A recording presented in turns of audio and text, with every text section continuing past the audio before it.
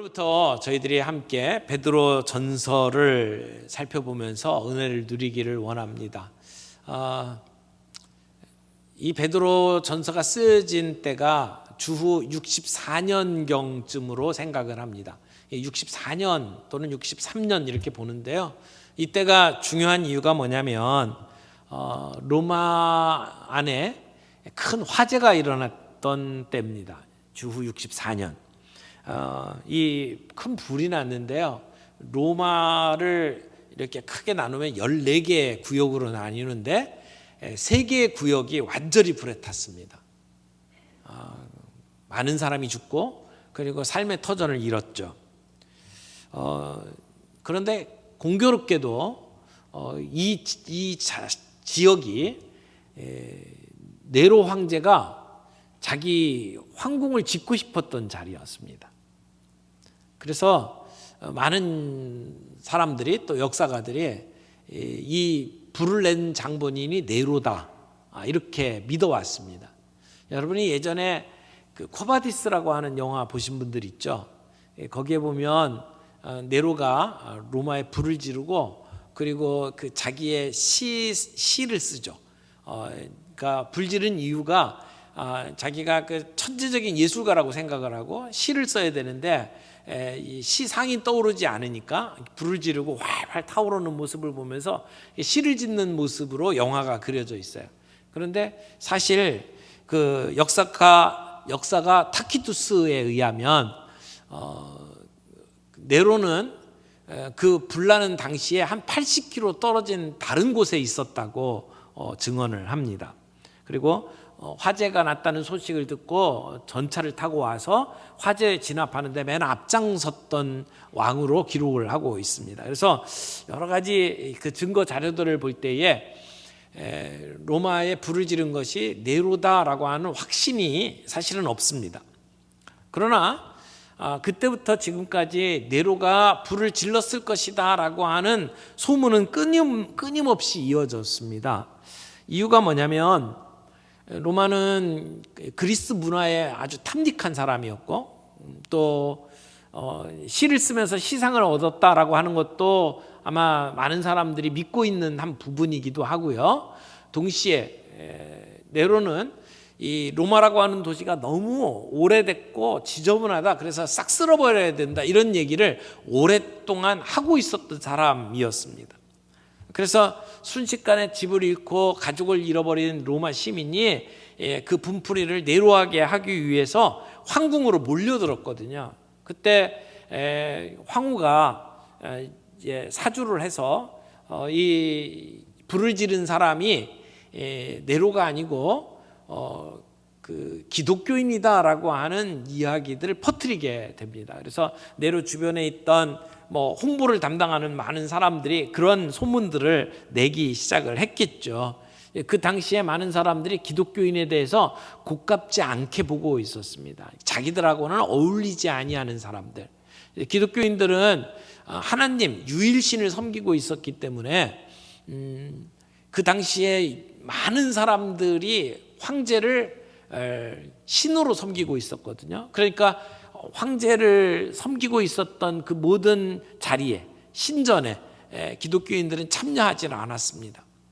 로마를 하나로 묶어가는 데 있어서 가장 중요했던 게 이 로마 황제가 신이다라고 하는 그러한 그 생각을 가지고 그를 숭배하도록 만드는 것이었거든요. 그래서 로마 황제 숭배는 굉장히 중요한 정치적인 사안이었습니다. 그런데 거기에 공개적으로 반대하고 참여하지 않는 사람들이 기독교인이었죠. 그러니까 이 기독교인이야말로 우리 사회의 안녕을 해치는 아주 악질적인 사람이다라고 사람들이 생각할 수 있었습니다. 그래서 이 화재가 난 김에 그 모든 그 화재의 원인을 기독교인에게 돌리고 기독교인들을 핍박하기 시작을 한 겁니다.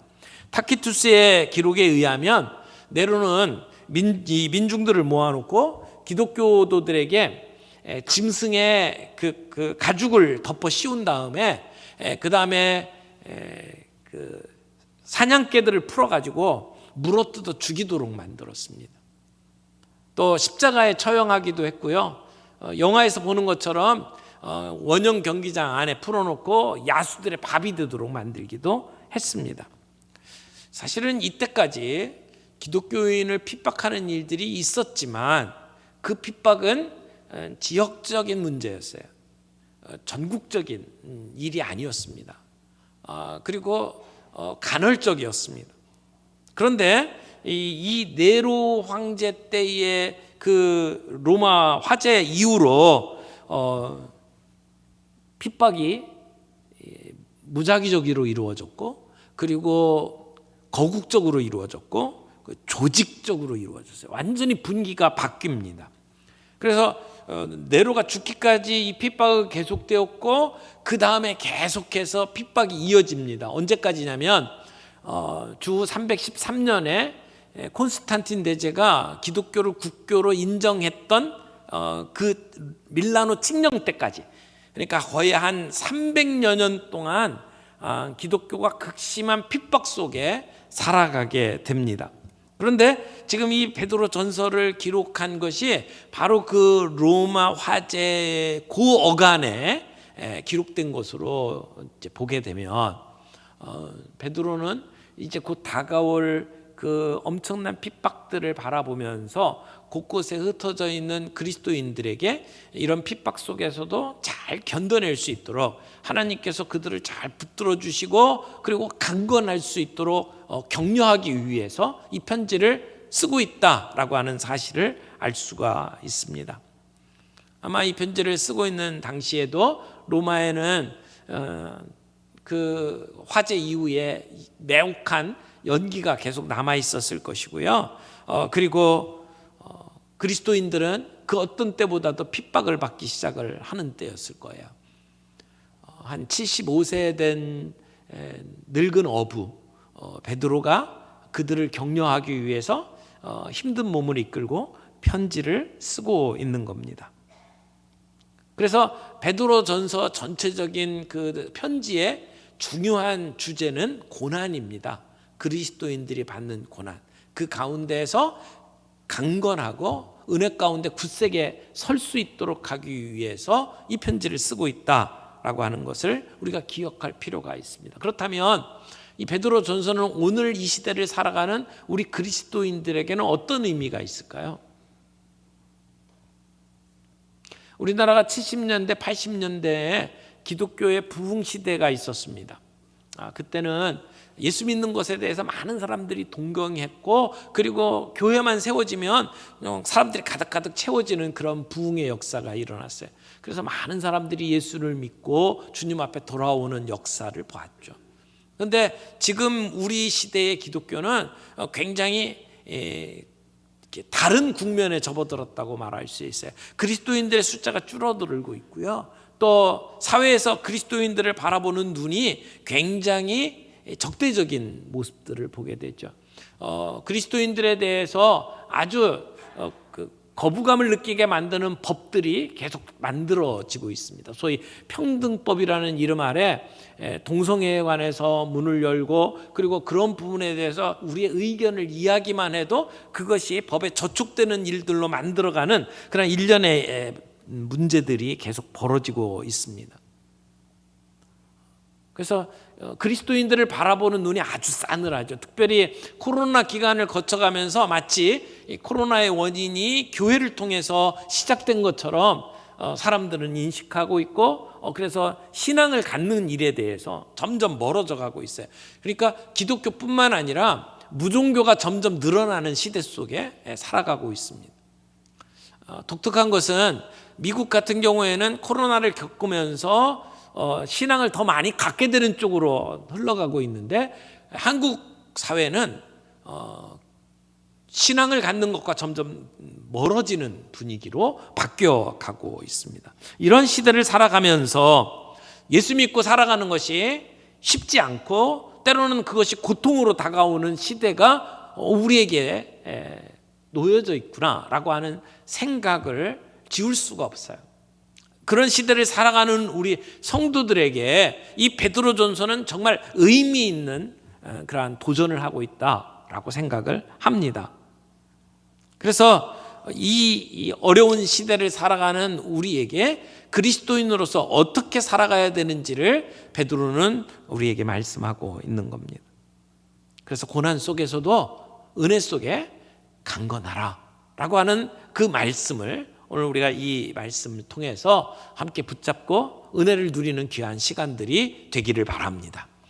우리 말씀을 살펴보면서 첫 번째, 이 편지를 쓴 분이 누군지를 좀 살펴보죠. 작가가 누구냐? 여기 1절에 보니까 예수 그리스도의 사도 베드로는 이렇게 얘기했죠. 그래서 우리 발신자가 예수 그리스도의 사도 베드로다라고 하는 것을 알 수 있죠. 내가 나를 누구라고 생각하느냐가 굉장히 중요하죠. 그걸 정체성이라고 이야기합니다. 오늘 이 편지를 쓰고 있는 베드로의 정체성이 제일 먼저 나오고 있어요. 예수 그리스도의 사도라고 이야기를 하죠. 여러분, 우리가 믿는 대상 예수 그리스도, 예수는 이름이에요. 그리스도는 직함이에요. 이름이 아니거든요. 근데 우리는 그걸 붙여서 늘 사용하죠. 예수 그리스도. 마치 영어로 이렇게 표현할 때에 우리가 이렇게 first name 쓰고 last name 쓰는 것처럼, 우리가 성이 있고 이름이 있는 것처럼 예수 그리스도 이렇게 붙여서 우리들이 많이 사용을 합니다. 근데 예수라고 하는 이름의 뜻 여러분 아시죠? 예수는 헬라 그리스 발음이에요. 히브리 발음으로 하면 여호수아예요. 예수와 여호수아 같은 뜻입니다. 구원이라고 하는 뜻을 가지고 있죠. 그리스도도 이것은 히브리식 표현이에요. 헬라식 표현이에요. 히브리식으로 그리스도를 바꾸면 메시아가 됩니다. 메시아, 그리스도 같은 말이에요. 유대인들이 오랫동안 우리의 그 힘들고 어려웠던 삶 속에 메시아가 찾아와서 우리를 해방시켜 주실 것이다 라고 기다렸던 그러한 분이죠. 그래서 예수님께서 우리를 구원하기 위해서 이 땅에 오셨다라고 하는 의미에서 예수는 그리스도라고 표현합니다. 근데 이 베드로가 이 편지를 쓸 때도 이미 예수 그리스도를 붙여서 이렇게 자주 썼어요. 초대교회 때부터 예수님이 누구시냐라고 할 때에 이게 자연스러운 고백이었어요. 예수님은 우리의 주님이시고 그리스도시다, 이렇게 고백을 했습니다. 요한복음 20장 30절 31절에 보면 요한복음을 쓴 이유를 이렇게 설명을 하고 있어요. 예수께서 제자들 앞에서 이 책에 기록되지 아니한 다른 표적도 많이 행하셨으나 오직 이것을 기록함은, 이 요한복음을 기록한 이유가 뭐라고 얘기를 합니까? 너희로 예수께서 하나님의 아들 그리스도이심을 믿게 하려 함이다. 예수님이 누구라고요? 하나님의 아들 그리스도이다 라고 하는 걸 믿도록 하기 위해서 이 요한복음을 썼다라고 기록을 하고 있죠. 여러분, 오순절 때 성령님이 강림하시고 교회가 세워졌습니다. 그때에도 그들의 고백이 이런 고백이었어요. 사도행전 2장 36절, 그런즉 이스라엘 온 집은 확실히 알지니 너희가 십자가에 못 박은 이 예수를 하나님이 주와 그리스도가 되게 하셨느니라. 너희가 십자가에 못 박은 이 예수를 뭘로 만드셨다고요? 주님으로, 그리고 그리스도로 만드셨다. 주님이 뭡니까? 예수님은 온 우주의 주인이십니다. 이 땅을 창조하신 창조주 하나님이십니다. 그분이 오늘 이 땅을 다스리십니다. 그래서 예수님은 온 우주의 주님이시다. 우리는 그렇게 고백합니다. 동시에 예수님은 그리스도십니다. 우리를 구원하기 위해서 이 땅에 오신 메시아입니다 라고 고백을 하는 거죠. 그래서 예수님은 주님이시여 우리의 그리스도가 되셨다. 이것은 초대교회 성도들이 늘 고백했던 아주 간략한 형태의 신앙 고백이었습니다. 그런데 문제는 이 고백이 사람들에게 불쾌하게 들리는 거예요. 기분 나쁘게 들렸습니다. 왜냐하면 그 당시에 많은 사람들은 우리의 주는 황제다라고 생각을 했어요. 황제를 이야기할 때마다 우리의 주라고 생각을 했단 말이에요. 그런데 그리스도인들은 우리의 주가 예수 그리스도라고 고백을 하잖아요. 그들이 갖고 있던 신념과 그들이 막 숭배하고 있던 것하고는 전혀 다른 모습으로 살아간단 말이에요. 우리는 예수님이 나의 유일한 구원자 되신 것을 고백합니다. 그분이 내 인생의 주인인 것을 고백합니다. 이게 신앙의 고백이란 말이에요. 그런 고백에 세상 사람들은 기뻐하지 않습니다. 예수님만이 유일한 구원자 되신다는 것에 대해서 사람들은 동의하지 못합니다. 그래서 우리들의 그 고백에 대해서 아주 비난하고 그리고 적대시하는 모습들을 보이게 되어 있다는 거죠. 그런데 지금 베드로는 자기를 누구라고 고백합니까? 나는 예수 그리스도의 사도다라고 고백을 하는 거예요. 지금 사도라고 표현했죠. 사도하고 비슷한 표현이 제자예요. 예수님의 제자. 나중에 제자를 사도로 바꿉니다. 이름이 바뀌죠. 사도는 보내심을 받은 자라고 하는 뜻이에요. 제자들은 예수님께서 불러서 예수님에게 배우는 사람을 제자라고 한다면, 그들에게 사명을 주고 파송하실 때에는 사도라고 하는 이름으로 사용을 하셨어요. 그런데 베드로가 자기를 소개하는데 예수 그리스도의 사도다, 이렇게 소개를 하고 있어요. 이 편지를 받고 있는 사람들, 예수 믿는 사람들에게 베드로가 사도래, 이 부분에 이의를 달 수 있는 사람이 아마 없었을 거예요. 모두가 다 긍정했을 거예요. 예수님하고 오랫동안 같이 있었고 수제자처럼 일을 했잖아요.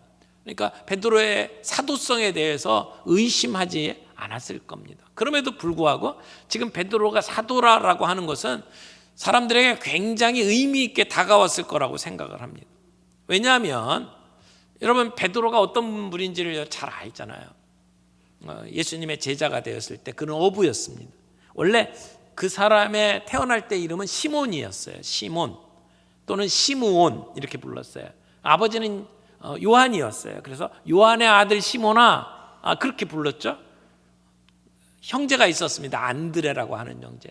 그리고 야고보와 요한이라고 하는 그 형제와 함께 넷이서 어업에 함께 동업을 했던 것으로 보여집니다. 그리고 함께 고기잡이 했던 것도 성공적이었어요. 이렇게 돈 많이 벌었던 것 같습니다. 그런데 이 사람들 넷이 다 예수님의 제자가 되었죠. 그런데 베드로는 제자들 가운데 예수님이 누군지를 제대로 고백한 사람 중에 하나예요. 주는 그리스도시요 살아계신 하나님의 아들입니다 라고 고백을 했잖아요. 아주 통찰력 있는 고백을 했어요. 그 어떤 고백보다도 가장 뛰어난 고백을 한 사람이 베드로입니다. 예수님께서 변화산에 그 모습이 바뀔 때에도 그 자리에 함께 있었던 제자죠. 또 예수님께서 풍랑 가운데 바다를 이렇게 걸어가실 때에 다른 모든 제자들은 뱃속에, 배 안에 있으면서 두려움에 떨고 있을 때 베드로는 예수님께 나도 같이 걷게 해달라고 요청을 해서 바다 위를 걸었던 사람이에요. 적어도 베드로는 배 밖으로 나와서 물 위를 걸었던 사람이에요. 물론 얼마 안 가다가 물에 빠졌지만 물 위로 걸을 수 있었던 모험심이 있었던 사람이고 예수님을 믿었던 사람이잖아요. 그리고 다른 제자들은 예수님 잡히실 때 다 도망가 버렸는데 베드로는 그래도 의리를 가지고 제사장 집 안뜰까지 쫓아갔던 사람이에요. 그렇지만 베드로는 실수도 참 많이 했죠. 예수님을 향해서 주는 그리스도시요 살아계신 하나님의 아들입니다라고 고백을 하기도 했지만 바로 뒤에 예수님께서 곧 순환당하실 것을 예언을 하셨을 때 예수님을 붙잡고 예수님 그러면 안 됩니다라고 얘기를 했던, 도리어 예수님을 꾸짖었던 제자죠. 그래서 방금 그 멋진 고백을 해놓고 뒤에 예수님이 사탄아 물러가라 라고 이야기를 할 정도로 책망을 받았던 제자입니다. 뿐만 아니라 우리 모두가 다 기억을 하고 있는 엄청난 실수를 한 사람이죠. 사람들이 저 사람도 예수와 함께 있었던 사람이다라고 얘기할 때에 나는 예수 모른다고 3번씩이나 부인했어요. 그런 면에서 실패한 제자였습니다.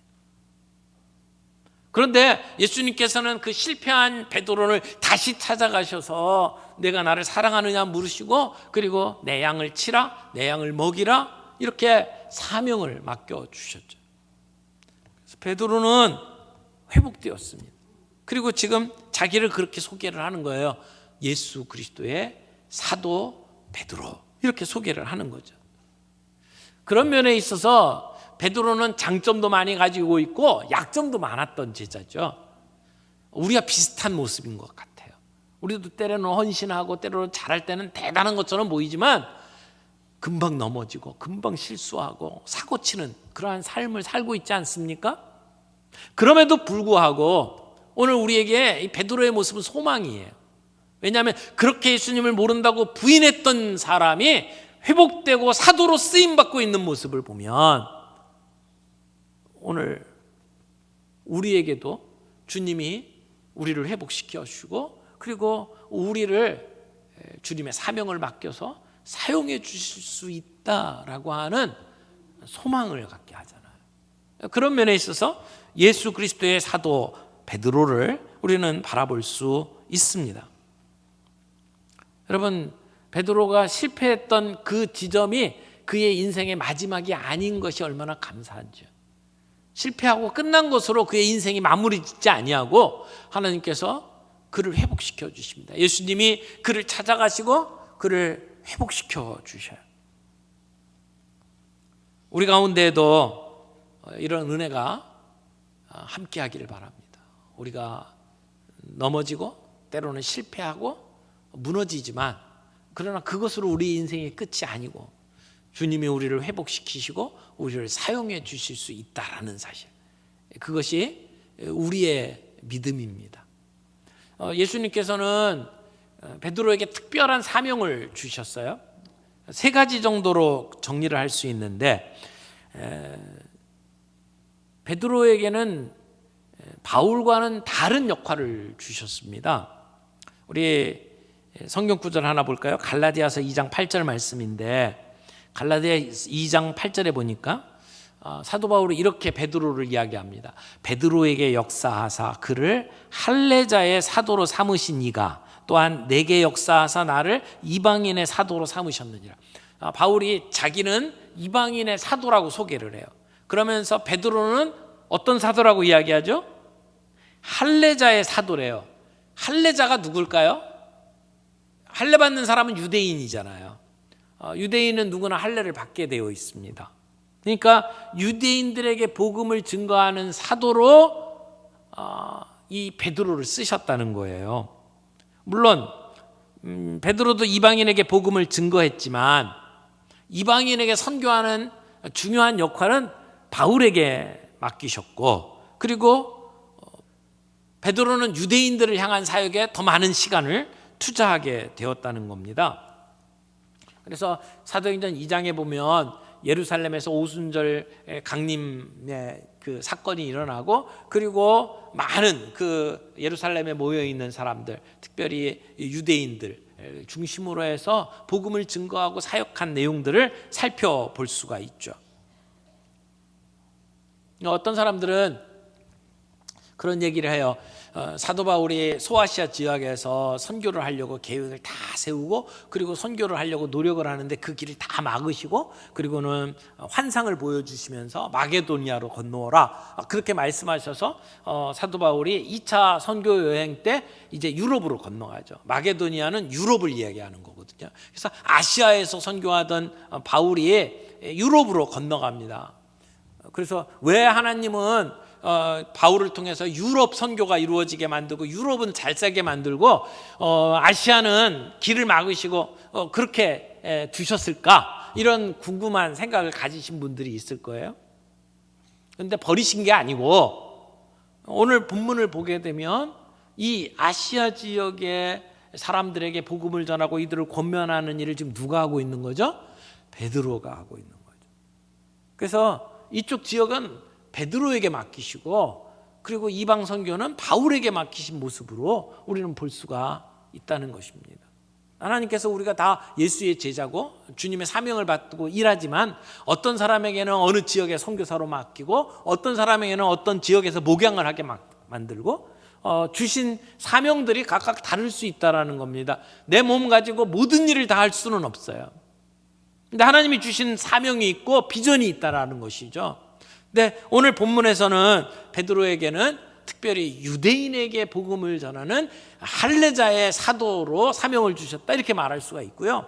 또 하나는 베드로가 실패했었잖아요. 베드로가 실패하기 전에 예수님께서 베드로를 위해서 기도해 주셨습니다. 내가 너를 위하여 믿음이 떨어지지 않도록 기도했다라고 예수님이 얘기를 해요. 그러니까 예수님이 베드로가 사고 칠 걸 알고 계셨고 특별히 그를 위해서 기도했지만, 그러나 결국 베드로는 예수님을 모른다고 부인했고 그리고 실패했습니다. 그런데 그때 예수님께서 뭐라고 사명을 주시냐면, 이게 누가복음 22장 32절에 나오는데, 그때 주님이 주신 사명이 이렇게 돼 있어요. 너는 돌이킨 후에 형제를 굳게 하라. 너는 돌이킨 후에 형제를 굳게 하라. 돌이키다는 것은 회복되는 것을 이야기하죠. 실패했고 무너질 텐데 그러나 회복할 것이다. 그리고 회복된 뒤에는 그렇게 무너진 사람들을 굳건하게 만드는 일에 너는 쓰임받을 것이다 라고 말씀을 하셨어요. 그래서 형제를 굳건하게 다시 세우는 일이 베드로의 사명이었다, 이렇게 말할 수가 있습니다. 뿐만 아니라 요한복음 21장에 보면 예수님께서 부활하신 후에 고기 잡으러 갔던 베드로를 다시 찾아오셔서 그에게 고기를 잡도록 만드시고, 그리고 바닷가로 나오게 하셔서 숯불을 피우고 거기서 고기를 구워서 베드로를 섬겨주셨죠. 그때 예수님이 베드로에게 물어봅니다. 너 정말 나 사랑하냐? 라고 3번씩이나 물으시고 그에게 사명을 주셨어요. 뭐라고요? 내 양을 먹이라, 내 양을 치라, 이 사명을 주셨어요. 이게 목양의 사명이죠. 그러니까 지금 베드로는 유대인을 중심으로, 물론 이방인까지 포함하는 겁니다. 유대인을 중심으로 복음을 전하고 그 성도들을 목양하는 일에 하나님께서 불러주셨고, 특별히 무너지고 쓰러졌던 사람들을 다시 회복시키며 그들을 굳세게 하는 일에 하나님께서 베드로를 사용하셨다라는 것을 오늘 보게 됩니다. 그러면 이 편지는 누가 받고 있습니까? 수신자를 살펴볼까요? 베드로 전서의 수신자는 누굽니까? 2가지 정체성이 있어요. 하나는 흩어진 나그네이자 또 하나는 택함 받은 자들이라고 본문이 표현을 하고 있습니다. 자, 1절 2절 다시 봅니다. 예수 그리스도의 사도 베드로는 본도, 갈라디아, 갑바도기아, 아시아와 비두니아에 뭐라고 그랬어요? 흩어진 나그네. 근데 그 흩어진 나그네가 곧 누구라고 하냐면 하나님 아버지의 미리 아심을 따라 성령이 거룩해 하심으로 순종함과 예수 그리스도의 핏부림을 얻기 위하여 택하심을 입은 자들이라고 표현했어요. 택하심을 입은 자들. 여러분, 여기에 이 편지를 받고 있는 사람들의 표현을 나그네라고 이야기합니다.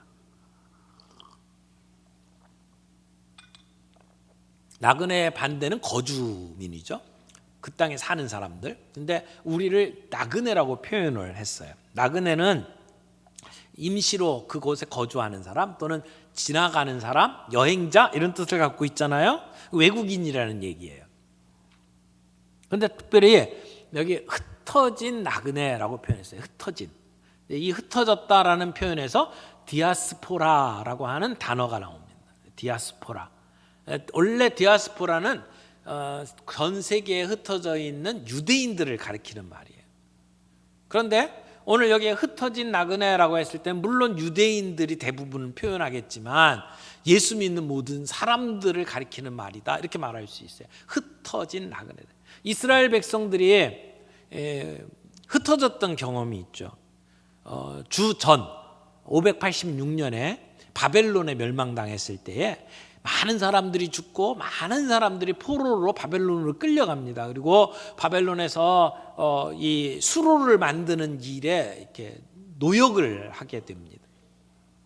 그래서 이 시편 노래들을 보게 되면 그 수로 일을 맡겼던 그 관리 감독하던 사람들이 앉아서 쉬고 있던 유대인들에게 야, 너희들이 시온에서 불렀던 노래 한 곡 좀 뽑아봐라, 이렇게 요청을 합니다. 근데 하나님을 찬양하기 위해서 불렀던 노래를 그 관리들 기쁘게 하겠다고 부를 수는 없잖아요. 그래서 그 자기의 수금을 나무에다가 걸어놓고 노래를 안 불렀다, 이렇게 얘기를 해요. 근데 이 수금을 걸어놨다라고 하는 게 목매달았다라는 의미를 담고 있는 표현입니다. 그러니까 마치 노래를 안 부르면 안 불렀지, 내가 너희들을 위해서 죽으면 죽었지 너희들을 위해서 부르지는 않을 거다, 이런 의미로 수금을 목매 달아놨다 이렇게 표현을 하고 있어요. 그렇게 수치를 당하고 그렇게 어려움을 당하면서 바벨론에서 살았단 말이에요. 그들은 흩어진 유대인들이었어요. 근데 지금 똑같은 표현을 가지고 전 세계에 흩어져 있는 사람들이라고 표현을 하고 있는 거예요. 특별히 여기 이 튀르키예, 터키의 북쪽, 또 중앙, 또 서쪽, 남쪽 이렇게 흩어져 있는 이 성도들을 향해서 흩어진 나그네라고 표현을 하고 있는 겁니다. 여기 지리적인 그 명칭이 나오죠. 본도, 갈라디아, 갑바도기아, 아시아, 비두니아 이렇게 나오는데요. 이 지역을 지도로 좀 한번 살펴보죠. 이게 어느 지역인지. 여러분 지금 지도를 보고 계시는데 여기가 터키예요. 요즘에 이름을 바꿔갖고 튀르키예라고 표현하잖아요. 튀르키예.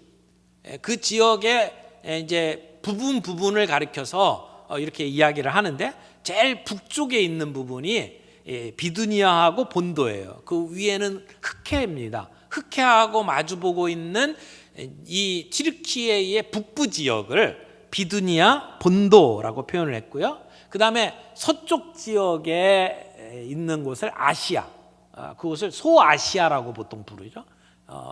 그리고 여러분이 잘 아는 지명이 이 아시아의 서쪽 해안 밑에 에베소라고 하는 곳이 있습니다. 그런가 하면 가운데 내륙 지방에 갈라디아가 있고요. 그 다음에 오른쪽 하단에 갑바도기아, 여기는 산맥 지역입니다. 그 아라랏산이 있는 쪽이 이 갑바도기아 지역입니다. 그래서 이 전체 튀르키예 지역을 아시아 지역이라고 말할 수 있죠. 이곳에 흩어져 사는 그리스도인들에게 이 편지를 쓰고 있다라고 이야기를 하는 겁니다. 근데 흩어진 나그네일 뿐만 아니라 그 다음에 뭐라고 그랬어요? 택함을 입은 자들에게 편지를 쓴다라고 이야기를 합니다. 택함 받았다.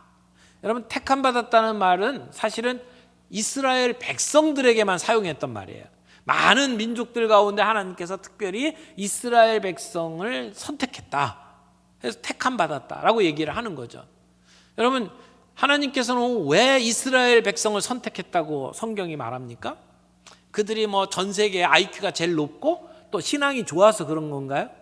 그렇지 않아요. 민수기서에 보게 되면 너희가 민족 중에 제일 작았다라고 이야기를 합니다. 그러니까 제일 그 문제가 있는 이렇게 하자가 있는 그런 민족이기 때문에 내가 너희를 선택했다라는 의미로 이스라엘을 선택했다고 이야기를 합니다. 그러니까 하나님의 전적인 은혜예요.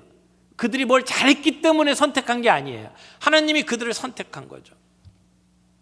그런데 그 선택했다는 말을 오늘 이 흩어진 나그네들에게 사용을 하고 있어요. 우리가 믿음을 갖게 된 것이 우리가 믿기로 결단하고 선택했기 때문입니까? 아니요. 그 이전에 하나님이 우리를 선택했다고 이야기해요. 오늘 본문에만 보면 주님이 미리 아셨다 그리고 선택했다고 이야기를 합니다. 우리 하나님은 우리를 미리 아신 분입니다.